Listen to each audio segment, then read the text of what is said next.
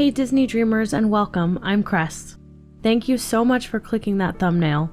Today we are going to be fully embracing the Pixie Hollow vibes by designing a magical nook for Tinkerbell in the peaceful meadow.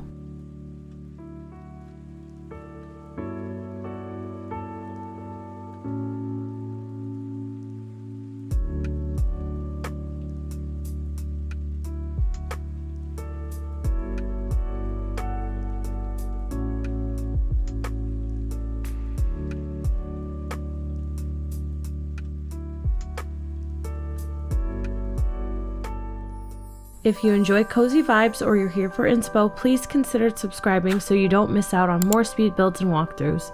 I love sharing my valley with all of you. So let's design. I started with a water feature behind Tink's house. I absolutely adore that they designed this house so that we can walk underneath it, so I thought a peaceful little water feature would be such a gorgeous backdrop for this house. While my first instinct was to go absolutely bananas with pink trees everywhere, guys, I am so thrilled that we have magnolia trees at our disposal now. I decided to temper the pink with the vibrant, warm green of the meadow and little pops of purple for variety. You'll recognize this custom path from my leafy cottage build. Initially, I thought I was going to use the one I designed with the colored pebbles, but I really wanted to stick to the color palette I chose. I spaced it out because once we're able to buy more of the magnolia blossom piles, I'll be placing them along this path in between the cobblestones for a little bit of extra whimsy. My concept for this build, like most of my other fairy core builds, was the overgrown look, so I used plenty of beach grass along this path. I added these gorgeous butterfly flowers for pops of purple.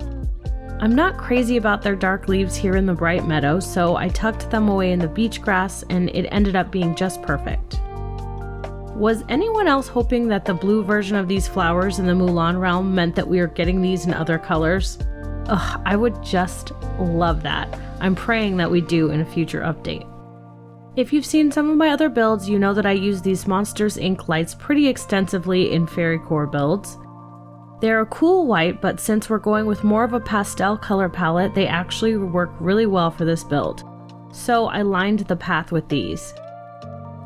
By the way, this new duplicate feature is such an amazing feature for these speed build videos. It means that I have to go into the menu less for a much more aesthetic building process, which I love. And because there's absolutely no way I was going to be able to do an entire fairy core build without adding the vine lamps, I added these too. You'll notice that I rotated them, even putting one of them backwards. While I love symmetry, I struggle with the uniform look, so I really do a lot of rotating of items with my builds to avoid them looking too uniform. Next, I added some more vivid green by using these Forest of Valor ferns. Usually I'll use these to line the entire path, but I really wanted the initial entrance to this build to be lined with trees, so I only used a few of these in the back and interspersed them with the lily pad bushes. I added these rock clusters to remind myself to leave space so that I can access the mining spots. I try to keep my builds as functional as possible so I can still grind for materials when I need to. Then, for a bit of variety, I added these peaceful meadow rocks along the path.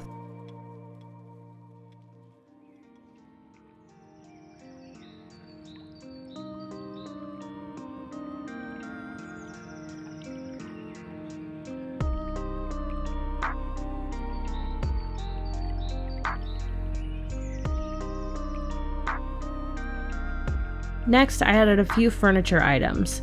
Since my leafy cottage was inspired by Tinkerbell, I ended up using some of the same items in this build too, but if it's gonna be for Tinkerbell, I just knew I had to have some lost items near her house. I'm definitely hoping when we get the Pixie Hollow friends in our valley that we get tons more fairy items to use for decoration.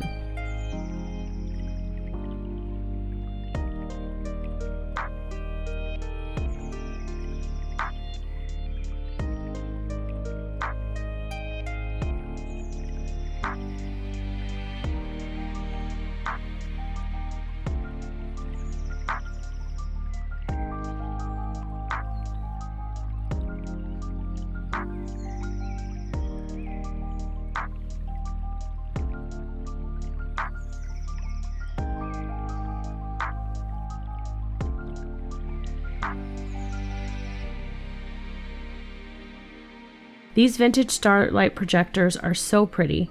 Their glow reminds me of pixie dust. I had the idea to create a pretty little fairy circle using a touch of magic rug, leftover from my Animal Crossing days, and these projectors are the perfect item to make it just a little bit more magical.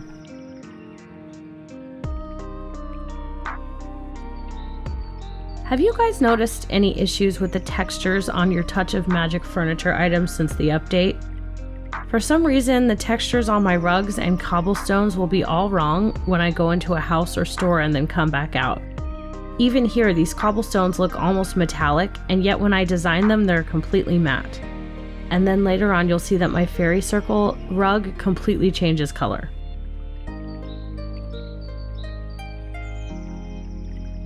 Starting in the back of the build, I added the trees.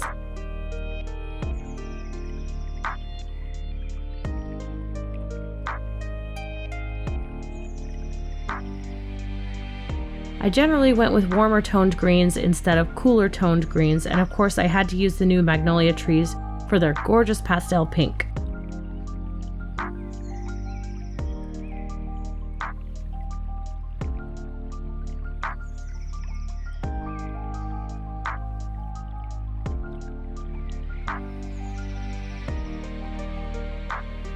Like I said, I cannot wait until we can order more of these magnolia blossom piles.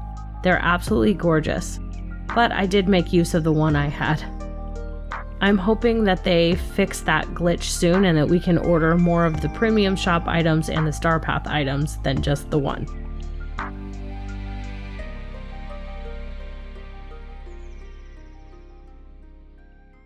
I put these large leafy green jungle trees at the entrance to the build because I like the way their branches form an arch.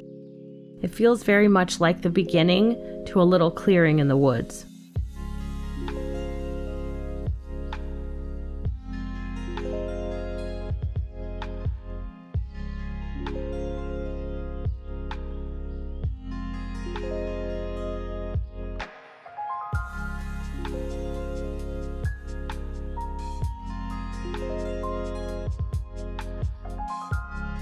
The last touch was the flowers. Since I chose pink and green as my palette, I used the pink and green luminescent flowers for this build.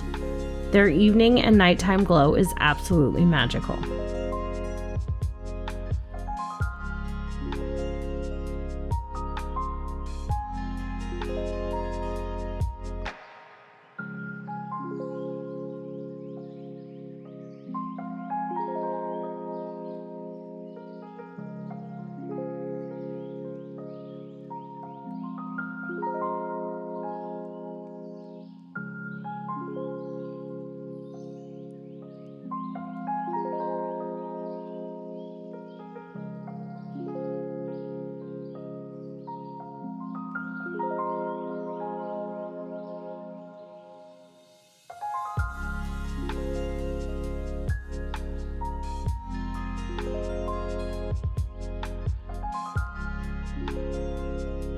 And now Tinkerbell truly has a home in Disney Dreamlight Valley. Now I'll take you on a little walkthrough at my favorite time of day, sunset. I designed this white dress as a sort of tribute to the dandelion seed dress that Tinkerbell's wearing when she first arrives in Pixie Hollow. Kind of a way to unofficially welcome her to my valley until we get her for real.